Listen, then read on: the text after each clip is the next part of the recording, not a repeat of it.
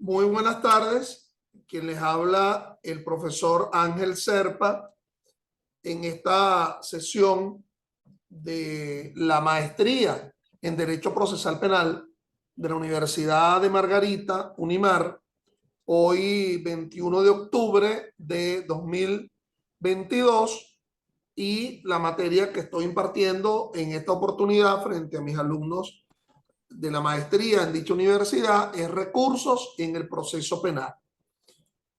Yo creo que ahora, dándole continuidad a lo que habíamos abordado en la pasada sesión sobre la llamada ubicación de los recursos en el concepto de medios procesales o de remedios procesales, evidentemente lo que nos convocaría ahora sería hablar de las clasificaciones o las calificaciones que existen frente a los recursos. Es un tema, digamos, importante. Es un tema que en la medida que vayamos asumiendo las características que ubican los tipos de recursos en función de variados aspectos, uno podría entender el buen uso de la llamada clasificación de los recursos en el proceso penal.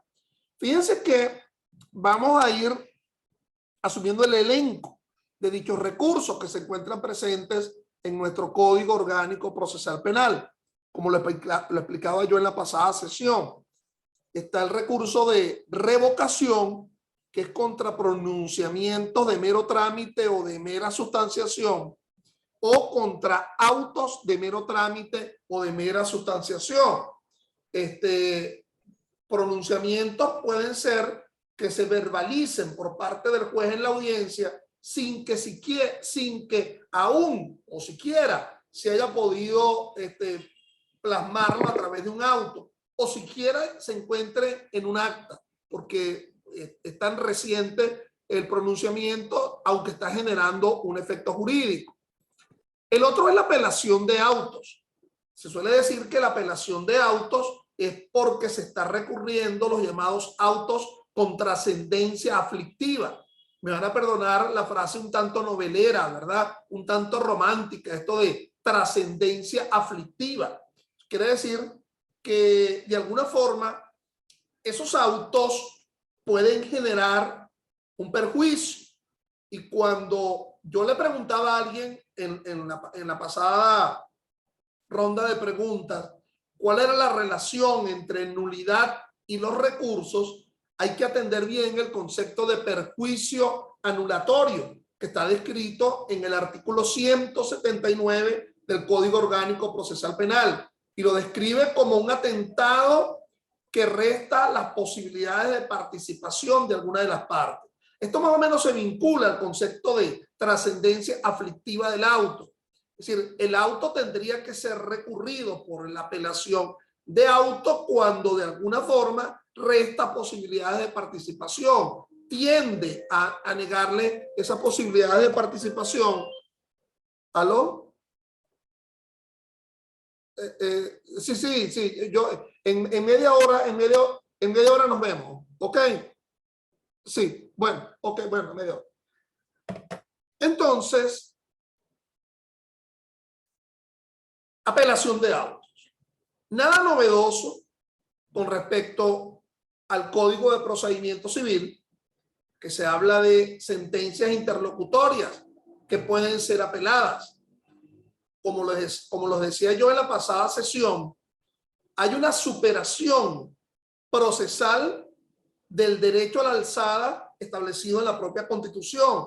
En la Constitución se habla en el 49 numeral primero que todo el condenado tiene un derecho al recurso, y con lo cual uno se haría la siguiente pregunta: y el absuelto no tendría, el Ministerio Público, el derecho al recurso, y la víctima no tendría el derecho al recurso, pero solamente se podrá recurrir de decisiones terminales, las sentencias, sino que en el desarrollo del proceso también existe recurso. Entonces hay una superación dentro del elenco del proceso penal, por lo menos el proceso penal venezolano, del derecho a la alzada establecido en la propia Constitución. El otro recurso, obviamente, es el de apelación de sentencias. Esa apelación de sentencia, en primer lugar, alude al carácter instrumental de lo que se está recurriendo, y el concepto del instrumento decisorio, es decir, lo que puede ser decidido en sentencia, bueno, está bien claro en el artículo 157 del Código Orgánico Procesal Penal, en el sentido de que se sentencia para condenar, absolver y sobreseer. Entonces, el sobreseimiento plasmado a través de una sentencia, la absolutoria plasmada a través de una sentencia y la condenatoria plasmada a través de una sentencia, en donde el trámite de los recursos no tiene ningún tipo de duda, no hay ningún tipo de contención, es en lo que atañe a la apelación de la sentencia absolutoria, esa que solamente pudo haber sido dictada por el juez de juicio a la finalización del mismo, cuando se verifica, por ejemplo, la duda razonable en tres variables: la duda razonable con respecto al hecho, la duda razonable con respecto a la prueba o la duda razonable con respecto a la norma. Y no hay duda de que si hay una sentencia absolutoria, ello sería impugnable a través de la apelación a través del recurso de apelación de sentencia. Las otras dos que me estarían quedando conforme al 157 es el sobreseimiento y la sentencia condenatoria. Vamos a empezar por esta última. Me dirán algunos de ustedes, bueno, pero ¿qué duda va a haber con respecto a una sentencia condenatoria? Es decir, la condena tiene que surgir a través de una sentencia. Sí, estamos de acuerdo. Quien lo piense así, aun cuando el sustento por el cual se condenó a alguien pueda ser un sustento extenso, como el valorar más de una prueba, una pluralidad de pruebas en el juicio oral y público, o la valoración de una sola, que sería la admisión de los hechos. Esa admisión de los hechos que conduciría a una sentencia condenatoria. Y allí es donde vienen ciertas dudas, porque no se pone de acuerdo el máximo tribunal, y aquí tendríamos que asumir el concepto del llamado precedente vinculante y de la jurisprudencia. No se pone de acuerdo, hay diferencias entre la sala constitucional y la sala de casación penal de cómo tramitarse la apelación frente a la sentencia condenatoria por la admisión de los hechos.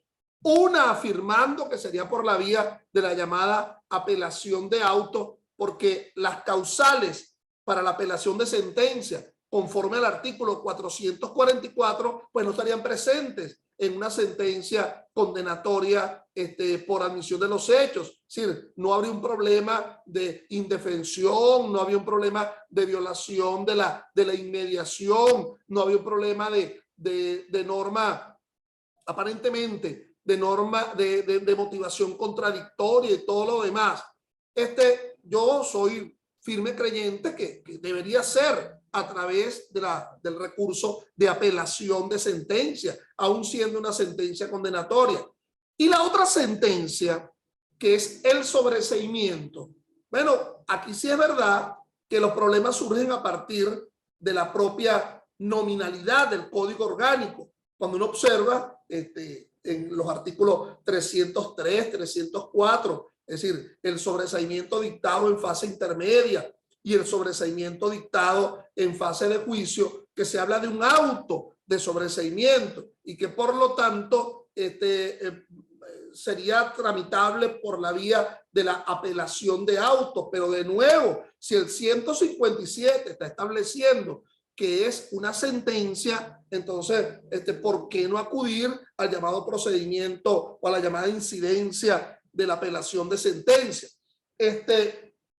Fíjense que si el problema está en que en la apelación de sentencia tendríamos la posibilidad de invocar errores in judicandum o errores in procedendum, entonces ambos pudieran estar presentes frente al tema de una sentencia o auto de sobreseimiento. Errores in procedendum, por ejemplo, viene la sala constitucional y suspende el artículo 305 del Código Orgánico Procesal Penal, en el sentido que si el juez de control difiere de la solicitud de sobreseimiento presentado por el fiscal subalterno, entonces no remitirá las actuaciones al fiscal superior. Y entonces puede ser que sigamos la orientación que diga la Sala Constitucional que solamente se le tiene que remitir la causa al propio fiscal subalterno que en una oportunidad presentó el sobreseimiento. Bueno, y ese fiscal subalterno va a hacer lo que va a hacer, va a continuar investigando y va a decir, bueno, no hay nada, vuelvo e insisto y presento una solicitud de sobreseimiento.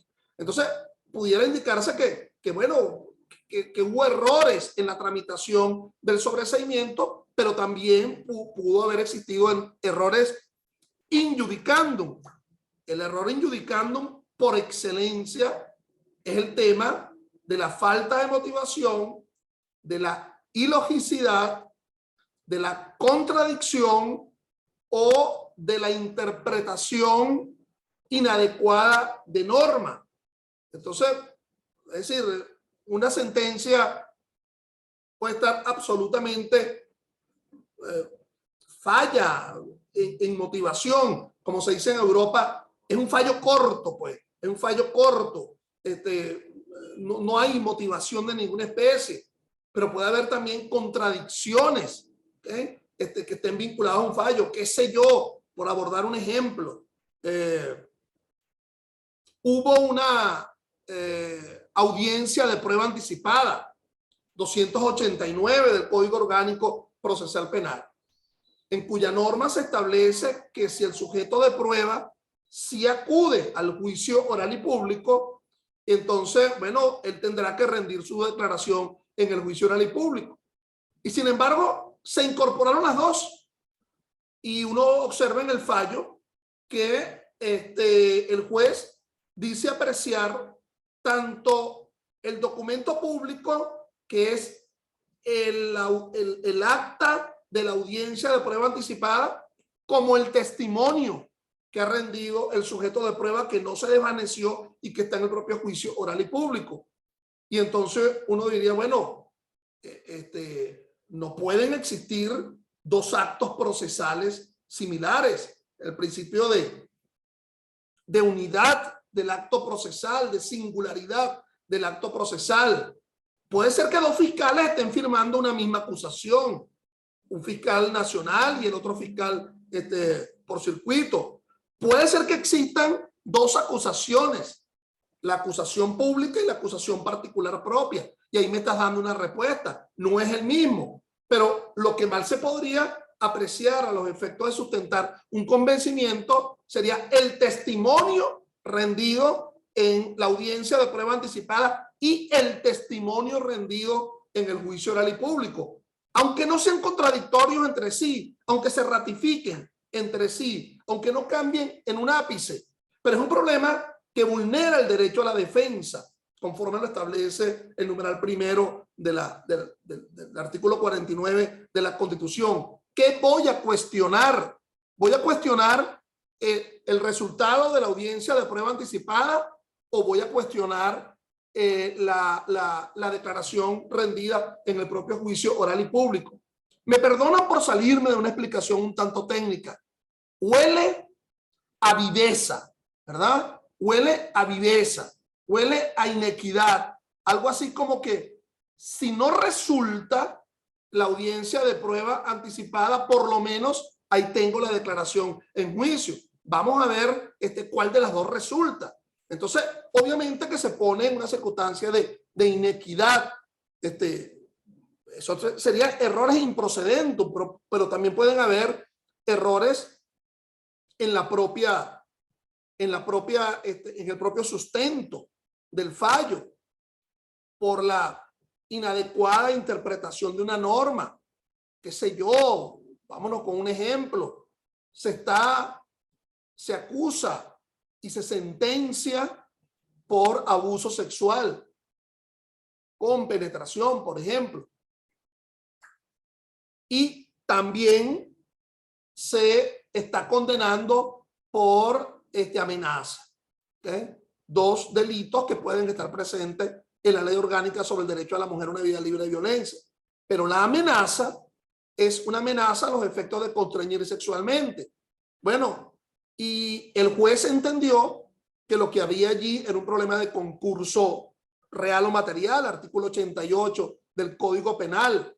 Es decir, consideraba ese juez que son dos acciones distintas. Y en realidad, cuando uno observa, siendo el mismo hecho, es que la amenaza formaba parte del medio de constreñimiento, de coacción para realizar el abuso sexual. Es decir, que en lugar de aplicar el artículo 88, lo que debió haber aplicado era 10 artículos después, el artículo 98 del Código Penal, para enfocar que aquí lo que hubo es un problema de concurso ideal y no concurso real de delito. Entonces, bueno, fíjense, para seguir hablando de ese elenco, voy ya aprovechando que ya como que se incorporaron todos, porque esto como que es medio a cuentagota el asunto.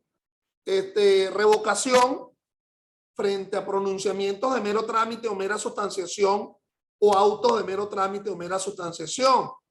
Apelación de autos frente a autos contra sentencia aflictiva.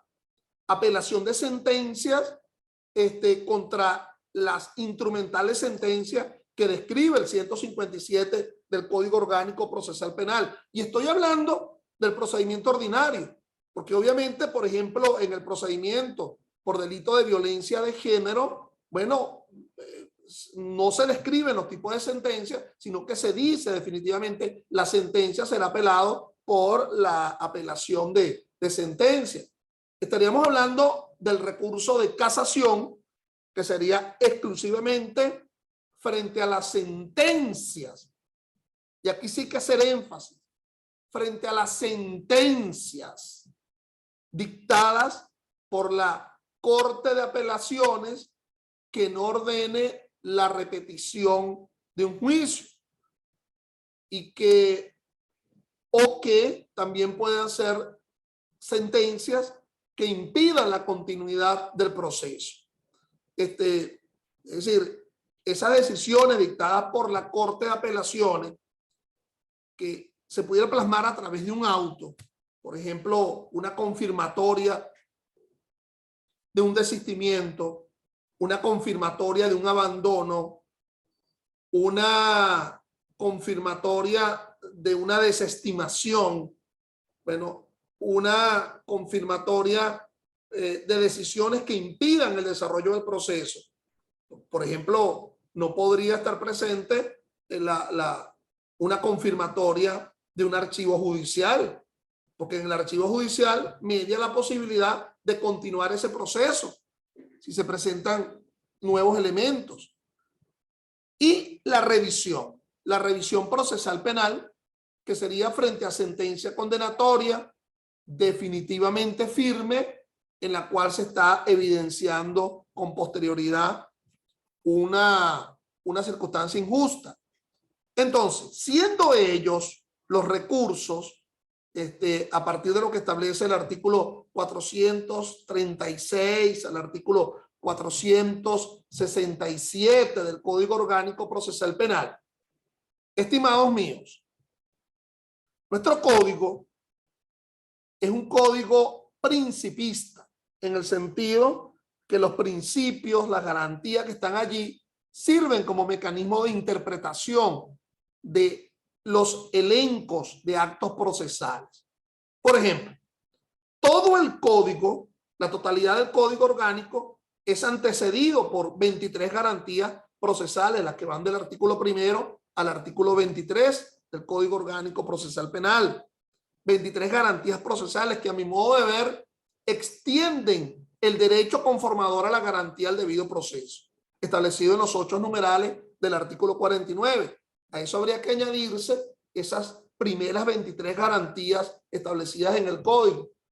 Permite de alguna forma una interpretación de todo lo que viene a renglón seguido, de todos los institutos que vienen a renglón seguido. El tema de la contradicción. Entonces, uno dice, bueno, la contradicción en esa lacónica frase, todo el proceso es contradictorio. Entonces, por lo tanto, toda incidencia recursiva o no, excepcionante, de nulidad, pues tiene que abordarse desde un punto de vista de la contradicción.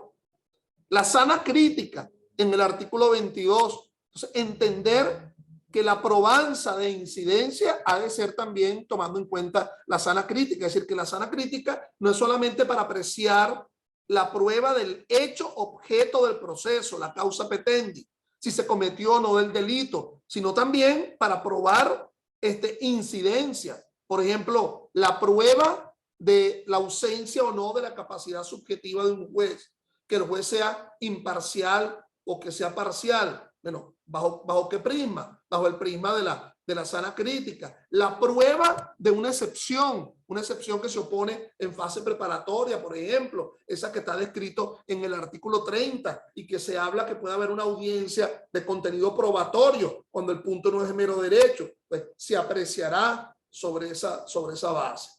Entonces, los recursos, siendo ese el elenco: revocación, apelación de autos y de sentencia, casación y de revisión, está antecedido por principios que permiten la interpretación de los recursos. Pero mucho cuidado, porque muchos de esos principios que están allí, que se anteceden en 10, 15 artículos anteriores al artículo 437 del Código Orgánico Procesal Penal, esos principios se casan con un solo tipo de recurso.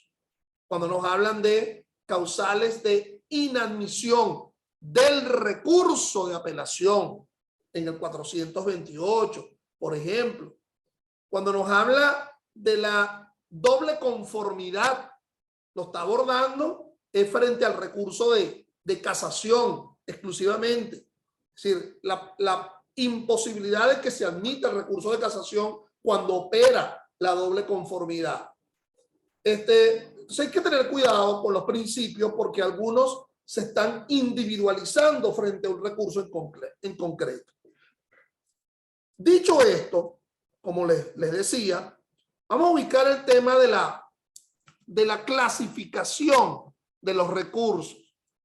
Y de nuevo, no salgo yo de Vescovi, pues, los medios impugnatorios en Latinoamérica abordando el tema de la clasificación. Hay muchas clasificaciones de los recursos. Yo creo que esta es la crucial cuando se habla de a ambos efectos o a un solo efecto. Eso involucraría el concepto del recurso devolutivo y el recurso no devolutivo. La noción del recurso devolutivo es cuando la cognitio causa se desplaza a un tribunal distinto del que profirió la decisión impugnada, es decir, aquella distinción entre aquo y adquem, en el sentido que un tribunal distinto, superior, sería el que va a admitir y va a declarar la procedencia de un recurso. El recurso sería un recurso devolutivo en el sentido de que un tribunal distinto al que dictó el fallo es el que va de nuevo a decidir la admisión del recurso y su procedencia. Y el recurso no devolutivo es cuando no hay traslado del conocimiento del recurso, bien sea para su admisión o su procedencia, a tribunal distinto. El típico ejemplo es el recurso de revocación.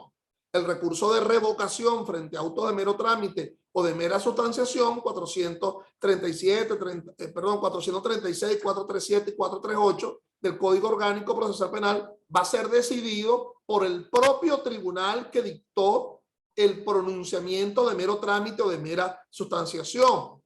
Por ejemplo, en la LOMNA hay un recurso interesante en el sistema penal de responsabilidad de adolescentes. Se habla de el recurso de revocación y subsiguiente apelación.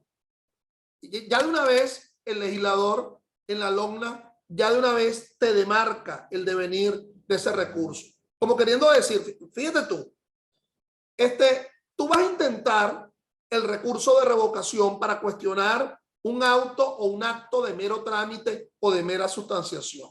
No tiene trascendencia, es simple carpintería el auto. Pero si se declara sin lugar ese recurso de revocación, ese sin lugar ya vierte la situación a una situación de trascendencia aflictiva y que por lo tanto la negativa a revocar se convierte en un fallo apelable por la vía de la apelación de autos. Entonces, la negativa a revocar ya es un auto de trascendencia, ¿okay? De importancia. Volquémonos, por ejemplo, saliéndonos del sistema penal de responsabilidad de adolescentes y ubiquémonos en el procedimiento ordinario. El típico auto de mero trámite o de mera sustanciación, el que está allí en el 309 del Código Orgánico Procesal Penal, el que fija la audiencia preliminar. Recibida la acusación, 3 líneas, 4 líneas, de una forma muy escueta.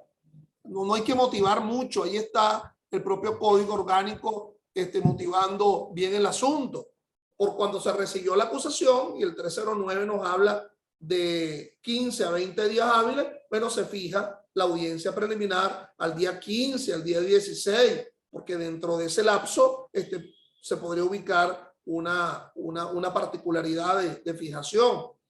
Y entonces, qué sé yo, alguien indicare, el fiscal, el juez fija la audiencia preliminar cuando en realidad lo que se ve que el fiscal presentó fue una solicitud de sobreseimiento, una cosa como esta. Presentó una solicitud de sobreseimiento y ponle tú que el fiscal, el juez lo adorne con una circunstancia de garantías y el juez indique, ¿verdad?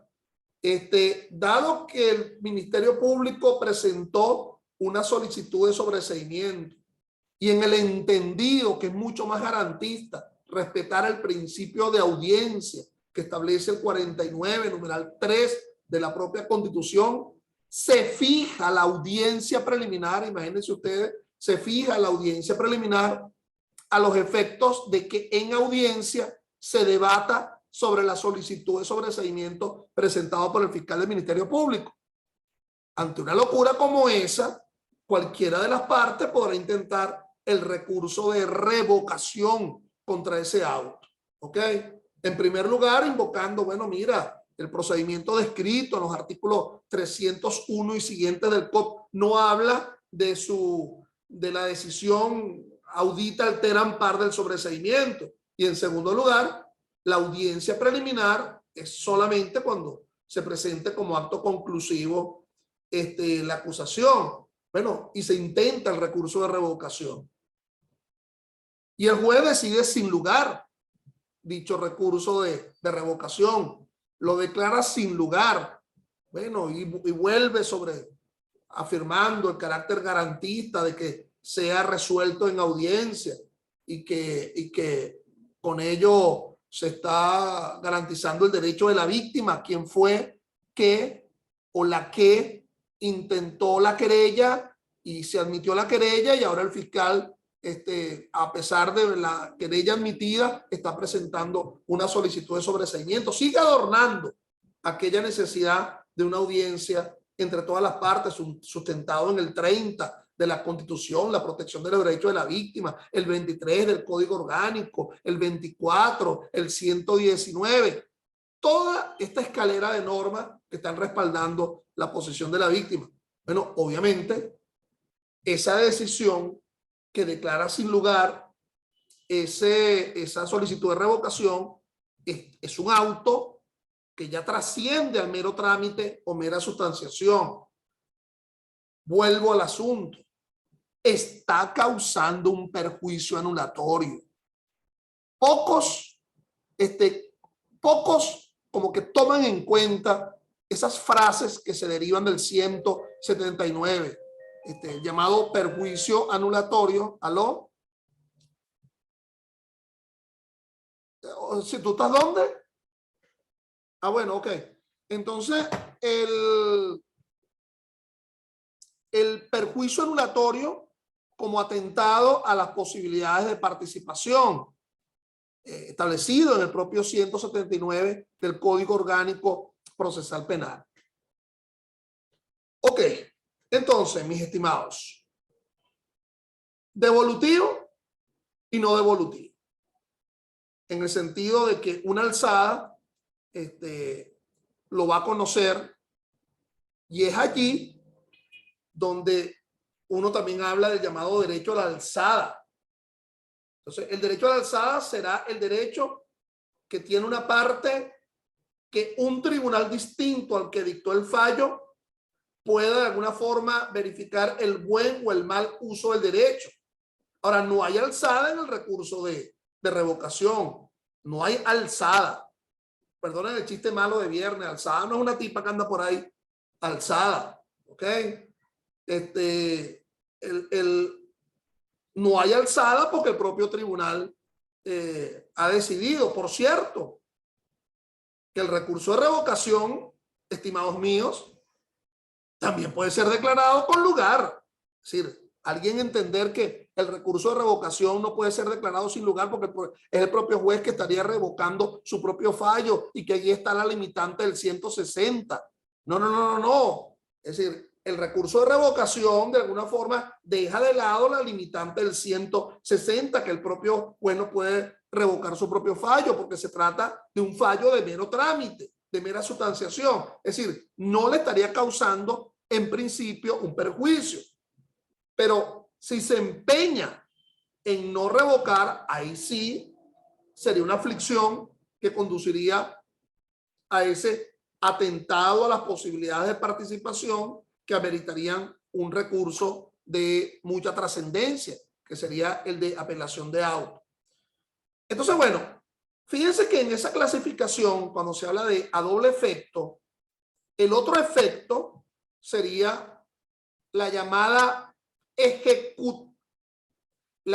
llamada ejecutabilidad de la decisión que es impugnada. Entonces se habla del llamado efecto suspensivo.